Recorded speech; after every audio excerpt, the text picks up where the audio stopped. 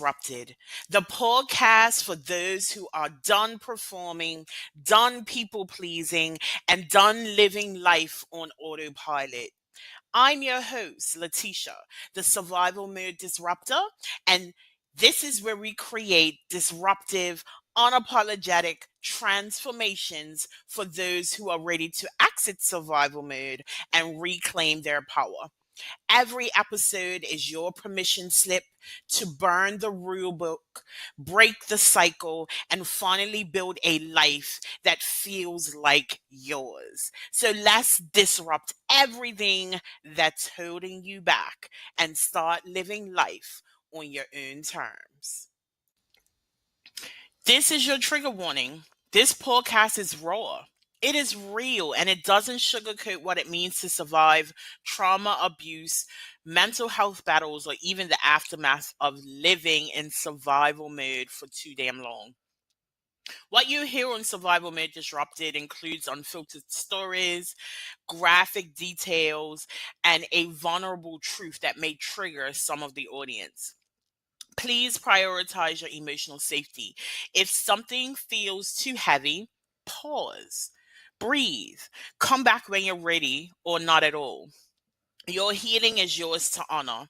These episodes are based on lived experience, not therapy sessions or clinical advice. Listening does not replace mental health treatment or constitute a coach client relationship. If you're in crisis, please seek immediate help from a licensed professional or contact your local emergency services. This space is built with care, but it's also built for truth and built for disruption. Take what you need, leave the rest, and most of all, trust yourself. If this podcast speaks to your soul, you don't have to do this work alone. Feel free to join our free Facebook community for high achieving women ready to break cycles and heal out loud. Join us at Disrupting Survival Mode on Facebook, or grab the book that started this movement, Exiting Survival Mode, a raw step by step guide to help you identify, release, and rebuild from the survival patterns that have been keeping you stuck. Hello, and welcome back to another episode of Survival Mode Disrupted. I am your host, Leticia, the Survival Mode Disruptor, and today we have LaCole with us. LaCole, why don't you introduce yourself? Hello, everyone. Leticia, thank you so much for having me on as a guest. I appreciate it. I am LaCole Smith. I'm a wife. I'm a mother. I'm a nana. I have 6 grandkids that I truly adore. All of my girls are grown, and I'm married to Shedrick Smith, which is my husband for the last. We've been together 15 years, but we've been married for going on 9. But to tell about me, basically, I'm just trying to make it through, just the day by day. I wear a lot of hats. I'm a publisher. I'm a host of a show, Motivational Talk Dialogue Show. I am also, I do printing. Like I print the books that my clients actually write. So I'm able to do all of that. I just I'm out here to help people tell their story. That's my life. That's my hope. That's my dream. To help people tell their story, to get them in front of the audience that they need to be in front of, so that they can grow and blossom and bloom like everybody wants to. Because that's the dream of everybody, to tell their story, help somebody else, and make sure that we're doing all of this in good favor. Most of the time, you're going to catch me writing, editing, formatting, something with a book, because that's my lifestyle. I love journaling. I love putting a smile on people's face, and I've been through so much. I've been through depression. I've been through grief. I've had a horrible accident that I had to bounce back from. When it comes to, like your thing say, survival mode, and I'm sure we'll get into that, I have a lot of survival modes that I've been through. But that's kind of me all wrapped up in one. Not a whole lot of I'm just little LaCole from Louisiana doing her thing. That's all.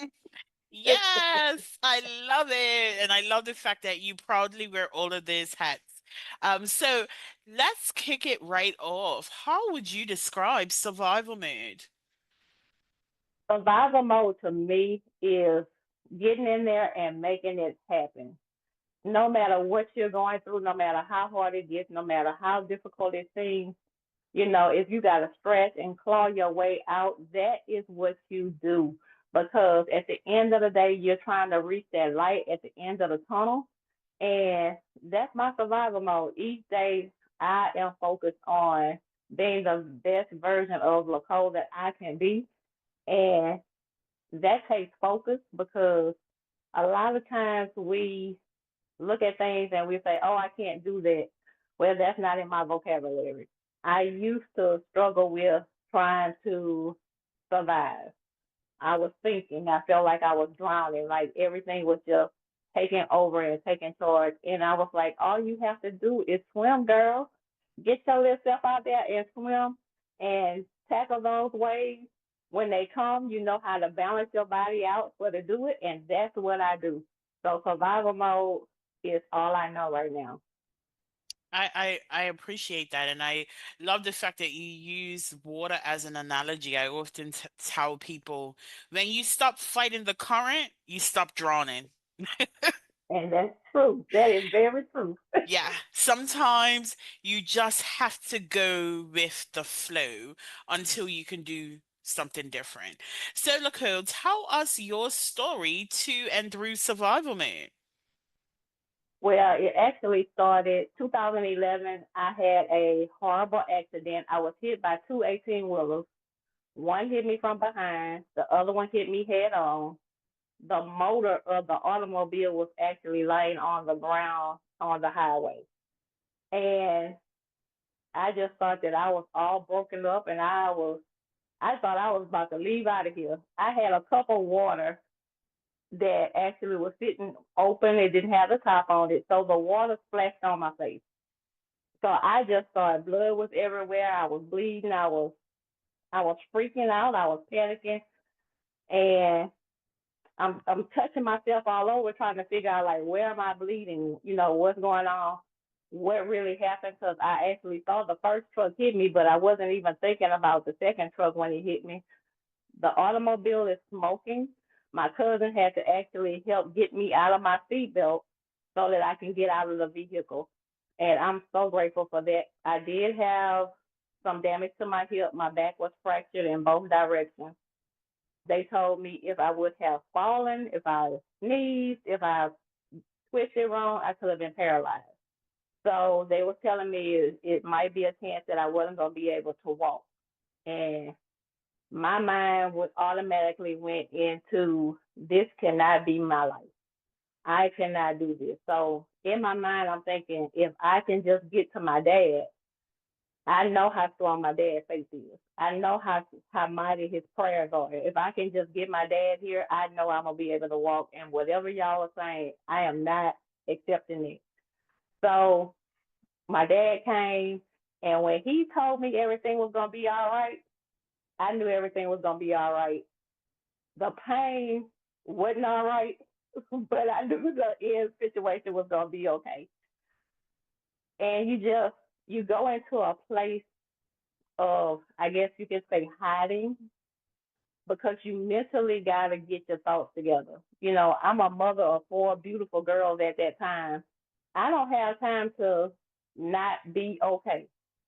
So it was 6 to 8 months before I was even able to get back out and drive and do anything and go back to work because most of the time I was bedridden. They didn't want me doing a lot of moving. I was in a back brace.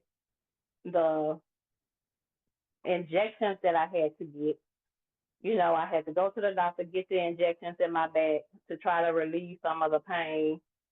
It was a task. It was mentally draining. It was spiritually draining. I felt alone. I felt hurt. I felt like everything was just total chaos. But at some point, I decided to lay there and close my eyes and ask God to give me the strength to push through this because my children needed me. And it didn't come right away, which I wanted it to come right away, but it didn't come right away. And I just felt like I was left out there alone. Like he wasn't hearing my prayer. But I never stopped praying. I never stopped saying, this is what I want for my life. And when it did come, the calmness that came over me was so welcoming, so rewarding. And I just knew that I was going to be able to get back up and I was going to be able to be the mom to my kids that I had been. And, I didn't allow other people to be the mom for me. I didn't like other people filling in for me. I wanted to be there. I wanted to be at the track meets. I wanted to be at whatever functions they had. So I had to will myself back up. I'm not going to lay in this bed for months and months and months and not get up. So I started slowly getting up and moving around the house just a little bit. I didn't do too much because my mom was watching. So I had to try to do it when she wasn't really paying attention that I'm scooting through the house and I'm not supposed to. I'm supposed to be in the bed. But eventually I got enough strength where it was okay to be up. It was okay to be walking. It didn't hurt as much. So anything that we're going through, anything that we do not push through is a hindrance to our end goal. And had I just laid in that bed and did what the doctor said and not gotten myself up and not prayed and asked God to give me the strength to be where I wanted to be and how I wanted to be, if I didn't do that, I wouldn't be where I am today because my mindset would have shifted to basically failure mode, and that wasn't an option for me. Ooh. As I sat here and listened to you, I'm from a very small island, and we have, I don't even know if they're 18 wheelers, but every time I'm in the States, I think about, I hate driving because of the 18 wheelers. So like you were literally sandwiched in this accident, and it's miraculous Yes. that you survived, you know? I smiled when you talked about the water splashing on your face and then you're looking for the blood because I probably would have done the same thing. But what you When you spoke got hit about, by an 18 wheeler, you know that, that's the first thought coming to you. I know blood everywhere. So hmm I was like, Yes, but what you spoke about in relation to your mindset is like so key, right? Oftentimes we find ourselves in scenarios and our thinking is what often makes or break us. And, you often hear about people who may have been diagnosed with chronic disease, and it's all in the mindset. I actually watched someone very close to me who was diagnosed with cancer, and everyone around her was distraught because of the possibility. And she had so much confidence that she was gonna make it out with good health and have an amazing life ahead of her. And the prognosis wasn't great initially, but somehow or the other, they removed the cancer. She didn't need radiation. She didn't need chemo. And I but truly believe it was in the power of her thoughts. And, anyone who has caught this podcast previously would know that a huge part of my healing journey was understanding the connection between feeling, emotion, and action. And oftentimes we fail before we start because of how we think. So I salute you for not giving in to your prognosis, not giving in to your circumstances, and really relying on your faith and your positive attitude to help you get through. Because I mean, the reality is you could have been laid up in that bed, your mindset completely different, and you may not have walked again. Exactly. And that's, a lot of people, they fail to realize that it's power in our voice and it's power in our thinking. And when you put those two things together, you can be an unstoppable force. But most people allow other people to silence them. They allow other people to change their mindset. They might start out positive, but then people will start telling you, oh, I don't think that's going to happen, or I don't think it's going to be like that. And that mindset starts to shift to what they're saying. And then you become what they told you were going to be and not what you assumed that you would be. And it's a big difference. As long as they stay positive. I mean, I'm all about being positive because it was so many years that I wasn't positive till that's the only thing I know now. Anything, it might be a negative word, it might be a negative energy, it might be a negative whatever, but I'm going to find something good out of it Mhm. because that's the way I think now. And it takes a while for to get that mindset shift, but if you get there, it's a hard force to be reckoned with. I listen, I agree with you 100%. Whenever I talk about accident survival mode, I talk about it in three phases. The first one is self-awareness, the second one is reprogramming, the third being reinvention. But that reprogramming piece is so important because, like you said, people speak such negative over our lives, and oftentimes they are just perpetuating their own fears, right? And Right. if we take that as gospel, if we take that as gold, we are letting someone else's fear dictate our future. Exactly, exactly. And when you say it out loud, it sounds crazy, right? But it happens every single day. Right? Like think about you have like this amazing idea. I remember when I wanted to walk away from my 9 to 5. So I was working in commercial insurance. I was at the pinnacle of my career, right? And I remember saying to somebody, I I want to quit and start my own business. And they were like, I could never do that. Like I have children to feed. I have a mortgage. I have school fees. I have all of this stuff. And for a second there, I sat back and I reflected on all of the financial responsibilities that I had. What popped up for me was this ultimate fear. Well, if I quit my job, I'm going to end up homeless. But this was Hmm. someone inserting their fear, and I was so certain that I could make it happen for me. So oftentimes, like, when we are expressing the things that we want in the future, we also have to be cautious on who we're sharing it with. Oh, Words that's a have so powerful thing much right there. power.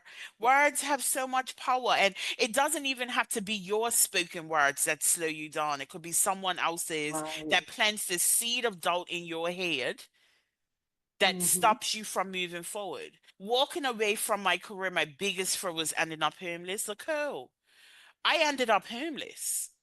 I did. Not by circumstances of my own, but I ended up homeless.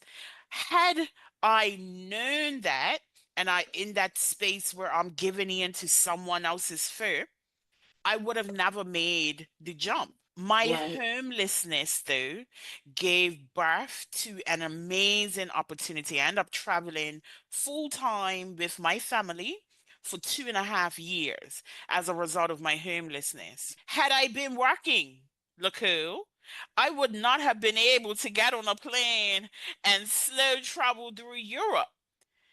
Had I given into someone else's fear, I would have still been very resentful at the top of my career and had not visited all these places that I've been to, right? So, you Right. know, sometimes it's important for us to value our own opinion and then trust ourselves enough to be able to make the moves that we need to make because listen, people will slow us down and often not intentionally. True. Very true. Very true. And I just feel like a lot of times we sit on our talent, because God gave everybody talent, and we sit on them, and we just let them sit there and yeah, they might be, sauteing, they might be getting ready for a good stew because they're marinating in all of these juices. But if you go to the pot and you take the lid off, but you never take the spoon and pick up the piece of meat that you've been cooking and watching and marinating and you got it to perfection, if you never go in to get that piece of meat, you'll never know how good it is. Mm. So we have to make sure that in the midst of the things we're doing, while we're marinating, while we're sauteing, while we're stewing up, we have to make sure that we keeping our mind straight. That we keeping, like you say, sometimes you have to keep your stuff to yourself until it's done and then present it. Because people will try to hinder you because a lot of people don't want you to do better than them. They don't want to be the person beside you. They want to be better than you, but they don't want to tell you they want to be better than you. Mm. So when they see you rising, they're going to do whatever it is to pull you back down. And if you allow that to happen, then that's you because your mindset is already where it needs to be. You just have to believe that you can take that step. Mhm. And that's one of the hardest things for anybody to do is take that first step because they're so scared that first step is going to make them fall. I remember watching my grandkids as they were learning to walk. And that was one of the things that really, really, as you're sitting back and you're watching a baby trying to take that first step and they're scared and they do it over and over again, but they don't want to let go because they're scared if they let go, they're going to fall. Well, sometimes it's progress in the falling. It's it's blessings in the falling. And as you're getting back up, you're finding your strength. You're finding your legging. Your legs are getting stronger. Your body's getting stronger. And now I don't need to hold on. I can do this on my own.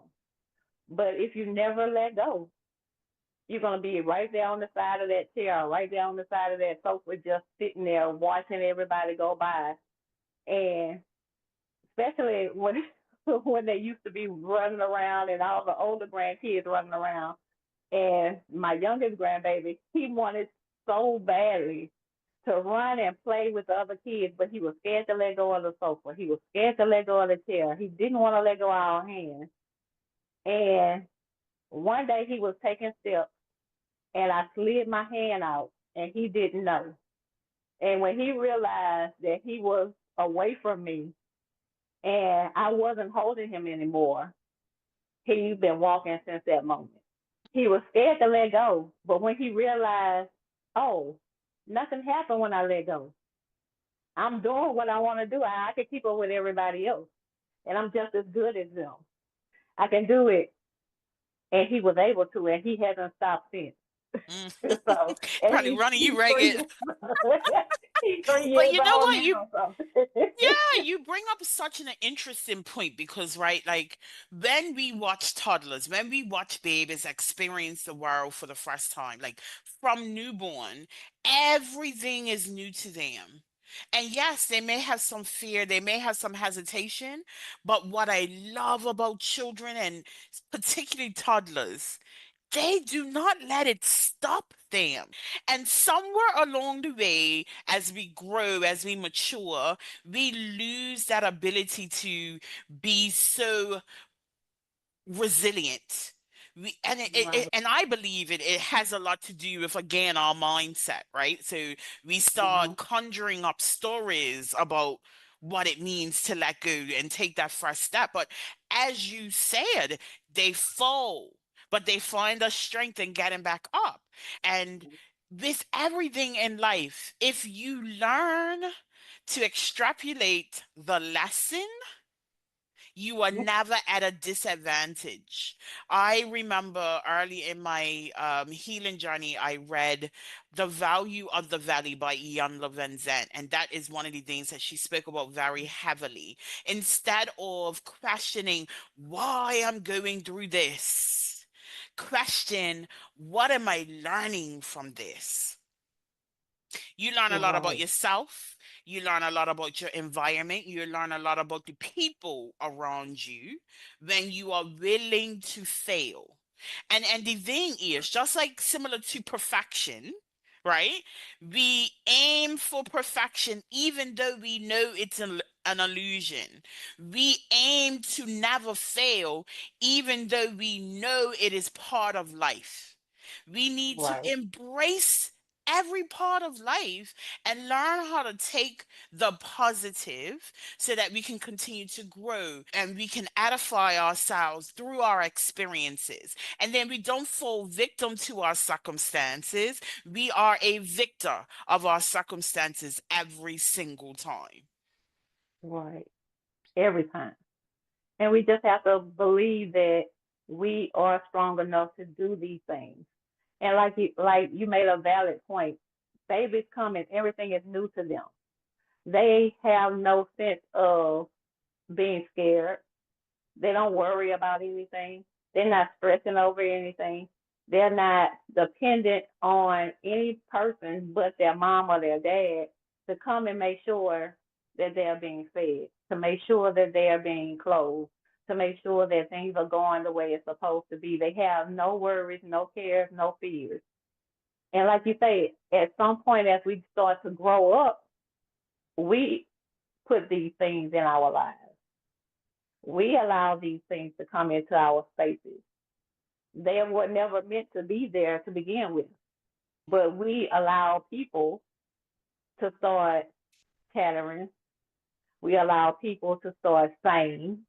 We allow other people's situations to dictate your situation because, oh, well, she tried to open a boutique and it was open for 6 months and then, she was back to square one. She had to go back to work. Well, she might not sell the same things that you were selling. Her energy might not be the same as yours. Her attitude might not be the same as yours. You might you might wear your clothes a different kind of way that makes people say, "Oh, I want to go to that boutique because I love how she dressed." So don't stop yourself because somebody else failure. You have to say, I will not fail. I'm not going to fail. And I'm going to keep pushing forward because I know that I can be the best version of me that I can be. And so many times people let other things get in the way. Why you can't have it? Why can't you be successful? And like you said, yeah, you became homeless, but you traveled the world. You saw things that you never would have seen had you stayed on that job. I'm doing things I probably never would have done had I stayed in the bed as long as the doctors wanted me to. But yet, we got up from our situation. You got up from homelessness. You got up from the things that you were afraid of. And you tackled them head on. And what came out of it? Beauty. So we got to stop being afraid. We just have to stop being afraid. Absolutely. And as you said that, I smiled because, I'm a big Disney fan. My children are still very young. And there is a movie called The Good Dinosaur. And the my favorite line in the movie is life happens beyond your fear, right? Like the best of life can happen beyond your fear. And that's probably not the right saying.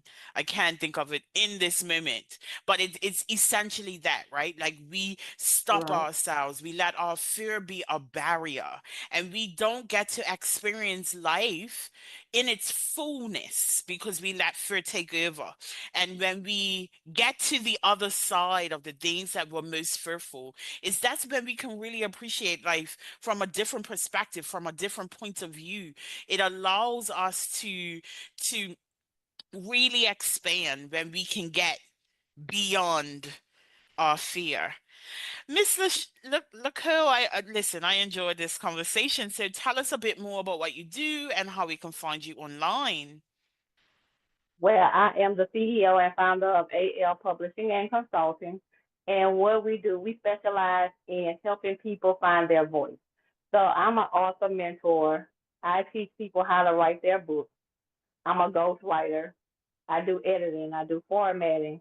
I have a team that does your book the cover designs. We do everything in house. It's a one-stop shop. You don't have to go out for anything. You don't have to go to Amazon to get your book printed. We do all of that in-house. Everything is in-house, and you are able to have your own voice because with Amazon, they try to take your voice, or they might say this cover doesn't look like we want it to look, so they send you a couple of covers that they want to have on their site. No, if your cover is big, bold, and beautiful, guess what's going to be on your book? It's going to be that cover, big, bold, and beautiful. You're going to keep your royalties because they try to take that too, and they steady going up and up on that. So we definitely want to be that one-stop shop where you can do everything in-house, and that's what we do. You can find me on Facebook, LaCole Smith. If you're looking for my business, it's AL Publishing and Consulting, LLC. And on I have two groups. I have my Motivational Talk Dialogue group where I host my shows. And then I have my Storytelling Unleashed group where we kind of just do things writing. It's kind of like a writing group.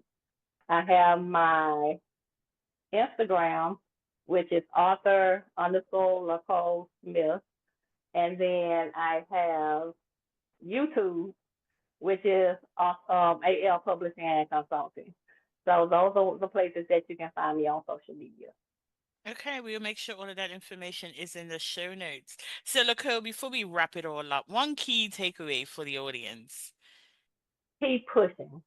That's all I can say. Keep pushing. Stop allowing negativity to control your voice and your words and your thoughts. I love that. Keep pushing. I want to thank you again for your time, for coming on Survival Mode Disrupted and sharing your story. And audience, thank you for catching another episode. I just want to remind you, as always, you were not built to break. You damn sure were not built to just survive. So disrupt the cycle, reclaim your life, and thrive on your own terms. And I will see you next week. Once again, thank you for joining another episode of Survival Mode Disrupted, hosted by the Survival Mode Disruptor, Leticia. You didn't land here by accident. This conversation, it probably cracked something open on purpose because survival mode isn't just a phase, it's a pattern, an identity, a prison masked as strength. But here's the truth: you're not broken, you're just unfinished. So if something stirred in you today, don't ignore it, don't numb it, move with it. And I want to once again invite you to join Disrupting Survival Mode, the Facebook community where healing is loud and messy and real. I also want to invite you to buy my book, The Survival Mode Exit Plan, because your breakthrough deserves a blueprint. And if you felt seen today, be sure to share this episode with someone who needs to hear it. Like, subscribe, and drop a review. That's how we amplify the voices that need to be heard.